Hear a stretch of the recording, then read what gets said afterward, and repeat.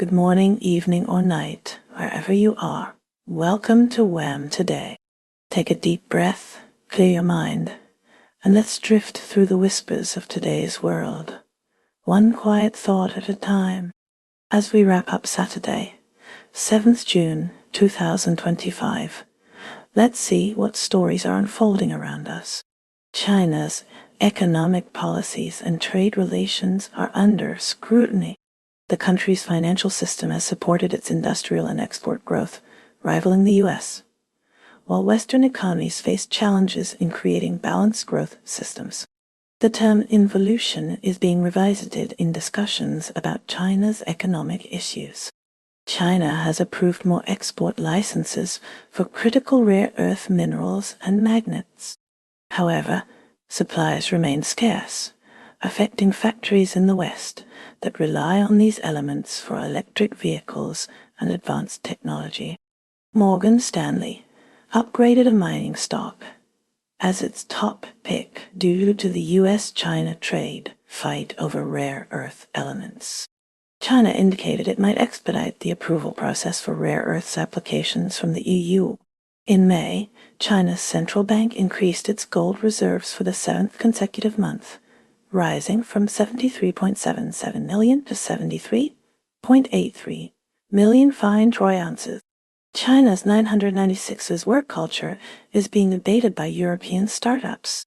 Some argue that Europe needs more aggressive funding, not longer work hours. China Vanke has enhanced its governance through new committee rules. Chinese leaders have taken control of TikTok Shop in the US after sales targets were missed. China announced plans to sell seized crypto through Hong Kong exchanges. China reacted to Ukraine's drone attack on Russian bomber bases. Progress has been made with the EU in discussions concerning electric vehicle prices. China is expected to send Vice Premier He Lifeng to Britain for trade talks with the US.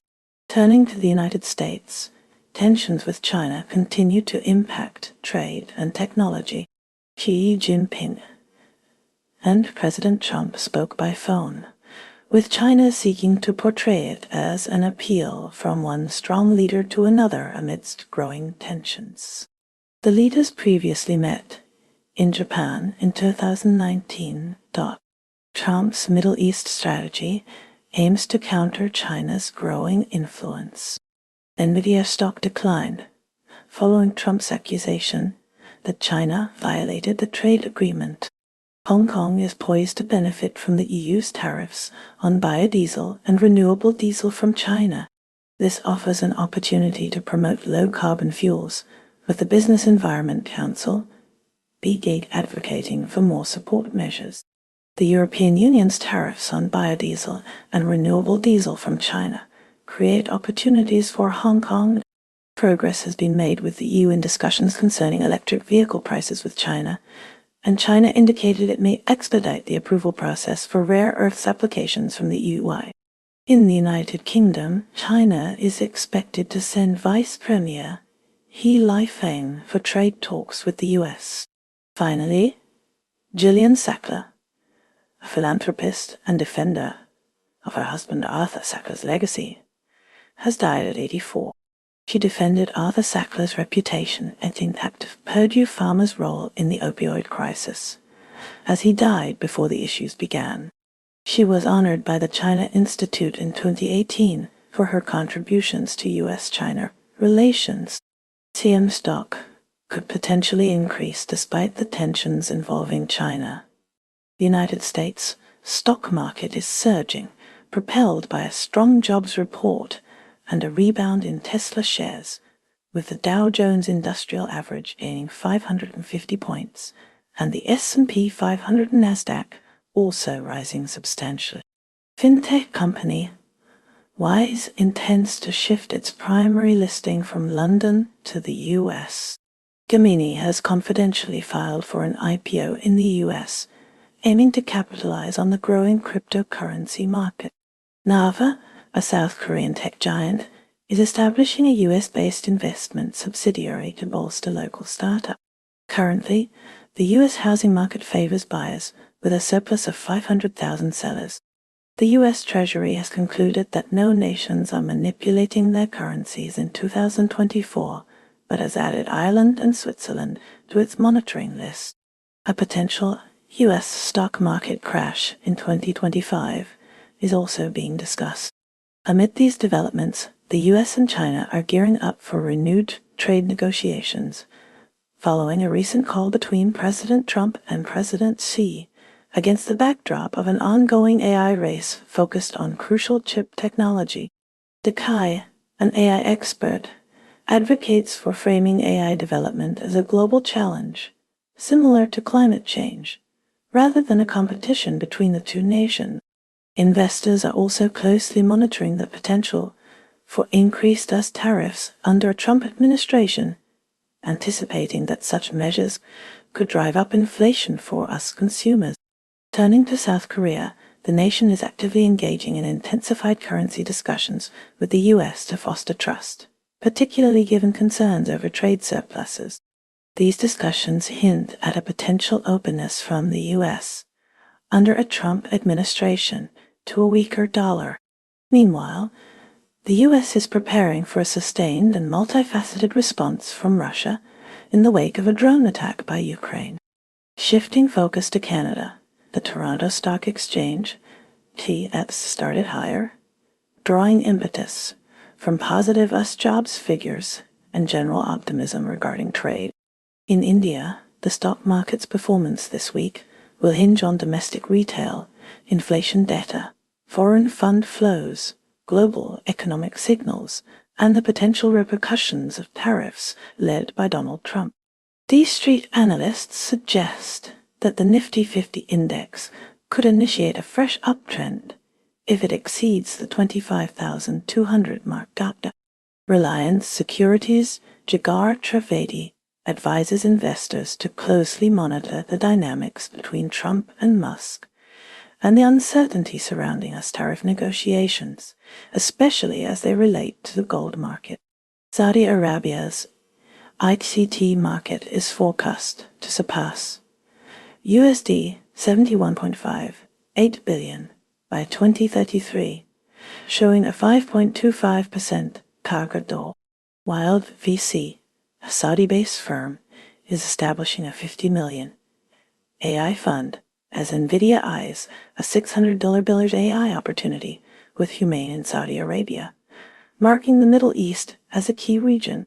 Jollibee billionaire, backed Hotel on 101, intends to build 10,000 rooms in Saudi Arabia, valued at $2.50 billion. Aviancon has commenced operations in Saudi Arabia to bolster the kingdom's development projects. The rapid commerce model of Rabbit is gaining popularity, and retailtainment is influencing shopping mall expansion.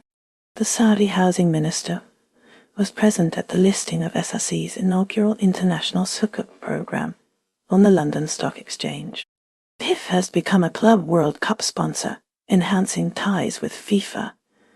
Dow, Saudi Arabia is planning to transfer rare leopards to the National Zoo as part of its conservation initiatives. The Saudi Arabia Pavilion marked the 70th anniversary of Saudi-Japanese diplomatic relations. Conversely, Saudi Arabia is facing censure over its treatment of migrant workers, triggering protests from international trade unions. The speaker commended the Saudi leadership on the successful Hajj season. Although Saudi Arabia implemented entry restrictions for Hajj the Crown Prince and Prime Minister also offered congratulations to the Saudi leadership. India's stock market is on an upswing, with the Sensex and Nifty 50 achieving their third straight week of gains after the RBI's repo rate reduction. Projections indicate the Nifty 50 could reach 25,600, 26,000, nearing the 24,500, 25,100 consolidation zone. Despite initial equity selling of U8,749 crore by foreign portfolio investors, FPIs, in early June, the RBI's rate cut spurred a reversal, drawing foreign investors back, bolstered by robust domestic buying. Reports suggest that foreign investors remain significantly underinvested in India by $1 trillion. Sumit Bagadia recommends IDFC, First Bank, Motherson Sumi Wiring India, and HFCL, all under Yorker 100. Key stocks to monitor on June 6 include IREDA, Coal India, NNTPC, Green Energy, and SpiceJet.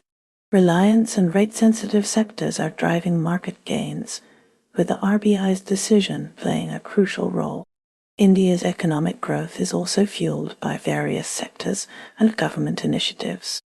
Lilly's obesity drug sales have jumped 60% due to rising demand, while India is expected to benefit significantly from AI developments.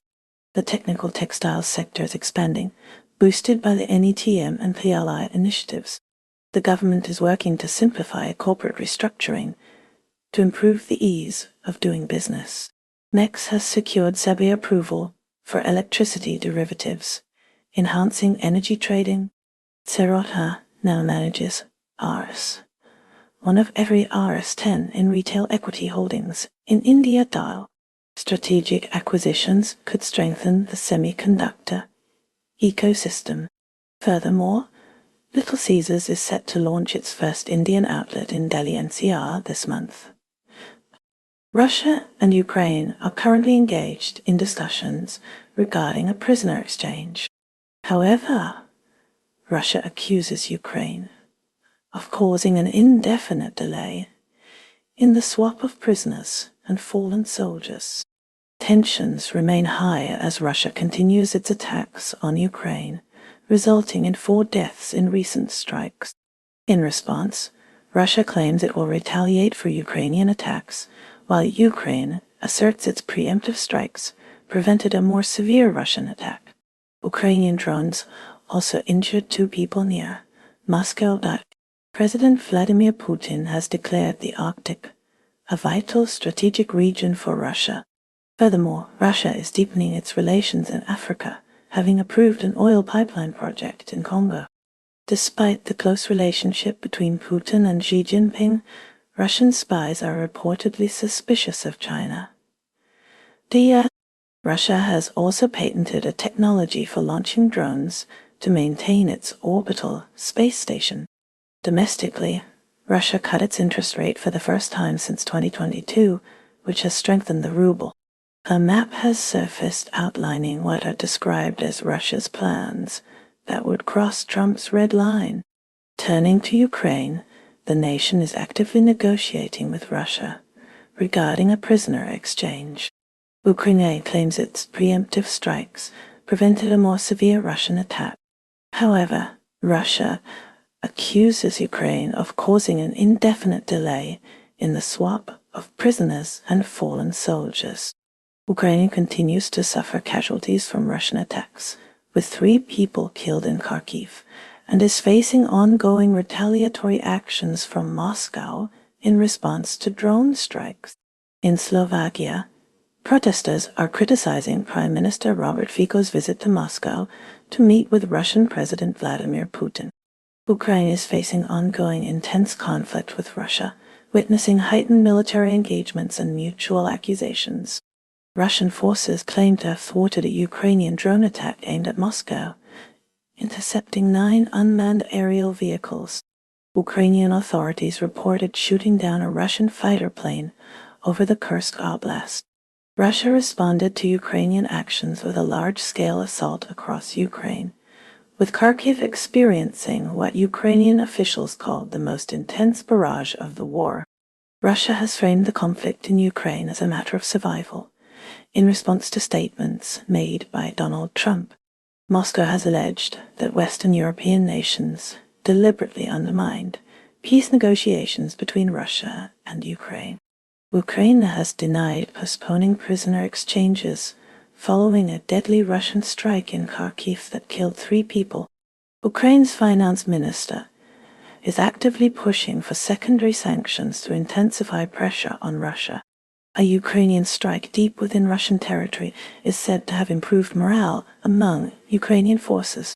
Turning to the United Kingdom, Tightened visa regulations are impacting immigrant workers within London's financial sector. In other news, a judge in the UK has raised concerns about potential threats to the integrity of the judicial system after instances of lawyers submitting fabricated legal citations produced by artificial intelligence. Australia's stock market is pulling back from its recent peak for a second instance. The Commonwealth Bank of Australia is being closely watched for its use of AI to boost its market position. A study predicts substantial expansion in Australia's e-invoicing sector up to 2033. The country is also bracing for possible economic fallout from a proposed tax by Donald Trump. Rio Tinto is considering a rescue package for Australian aluminum plant. Victims of fraud in Perth are criticizing regulators for alleged inaction. Online casino trends are being debated on Reddit. Financial advisors are sharing tips on wealth accumulation, including building a $100,000 dividend portfolio and exploring alternative investment strategies outside of real estate. Thailand and Cambodia are reinforcing troop deployments along their shared 817-kilometer land border. These deployments follow a skirmish in May, highlighting ongoing sovereignty disputes that have persisted for over a century. In Thailand, a housing glut that began in Bangkok is now impacting Phuket. Developers initially focused on tourist demand are now facing a decline in buyers from mainland China and Hong Kong. The Phuket market is projected to receive around 10,000 new flats this year, exacerbating the oversupply. Japan and the United States have started tariff talks. The talks focus on cars and rare earths. Japanese trade negotiator Akazawa said progress was made. No agreement has been reached yet. This may be the last in-person meeting before the G7 summit on June 15th. Economically, Japan's SBI Holdings will invest $50 in Circle. Taiwan is bolstering its defenses against potential Chinese aggression. President Lai Ching-te oversaw Coast Guard and military drills in Kaohsiung, designed to counter China's gray zone tactics, simulating scenarios such as a ferry seizure by international terrorists. Economically, Yegeo, a Taiwanese company, intends to retain Shibura's AI technology within Japan. Home sales agents in Taiwan are currently the highest paid employees among listed firms, while TSMC ranks 14th in average wage. A senior Taiwanese official visited the site of a new Alaska Lang project, signaling potential energy interests. Colombia witnessed a tense moment as presidential candidate Miguel Uribe, a senator from the Democratic Center Party, was shot in Bogota. Authorities have apprehended a suspect related to the shooting. Asian markets are showing positive momentum as investors await the latest U.S. jobs report, with the dollar's weakness providing additional support, even as trade tensions remain a concern. Turning to India, a wave of companies, including Adani Ports and SEZ and Asian Paints, will trade ex-dividend in the coming week. The full list comprises approximately 30 stocks, and also features Adani Enterprises, Ambua Cements, Adani Total Gas, Piramal Enterprises, and Power Fincorp. United States is deploying the National Guard to Los Angeles in response to ongoing protests against immigration and customs enforcement, ICE policies. Turning to the Asia-Pacific region, corporate travel is booming, particularly Malaysia, Singapore, South Korea, Japan, and China, fueled by longer trips and competitive pricing. Hong Kong stocks, meanwhile, faced a turbulent week, influenced by ongoing trade tensions and underlying issues within the property sector. European markets are currently facing headwinds. China's warning about rare earth elements is a significant factor. Christine Lagarde's comments also dampened hopes for rapid interest rate cuts. However, European small-cap stocks are bucking the trend. They are outperforming US equivalents amid hopes of economic recovery. Nigeria recognizes the critical importance of a strong capital market in driving its economic prosperity. According to the chairman of the Nigerian Exchange Group, Njonothese. In related news from Nigeria, all Nigerian pilgrims in Saudi Arabia were confirmed safe following a fire at their hotel, with no casualties reported among them. France is preparing to welcome President Emmanuel Macron to Greenland amidst renewed global interest in the Arctic region. Simultaneously, External Affairs Minister S.J. Shankar of India will visit France as part of a broader European tour. Adding a layer of economic news, NAN, a webtoon platform operator, may suspend its services in France, signaling changes in the digital entertainment landscape. Switzerland is set to automatically exchange cryptocurrency data with partner states by 2027, aligning with global tax transparency standards. Building on this, Swiss regulators have increased UBS's capital requirements by $26 billion, boosting the bank's share value. Brazil's political landscape is currently focused on tax reform, with the House Speaker and major banks advocating for changes to the present system. In international relations, Brazil has urged the United Nations to take a leading role in facilitating peace talks between Russia and Ukraine. Turning to Canada, President Lee has been invited to attend the forthcoming G7 summit. In a display of community support, Canada's Ride to Conquer Cancer event involved over 4,400 participants, raising over $20.61 million for cancer research. Across the Atlantic, Denmark and Finland are recognized as leaders in European health ed. A Black Book survey indicates that European health ed leaders view these nations as models for EAR interoperability and patient access. Shifting to Ghana, Sir Sam Jonah is encouraging the nation's youth to place importance on developing strong, positive relationships. Indonesia aims to conclude free trade negotiations with the European Union by the close of June.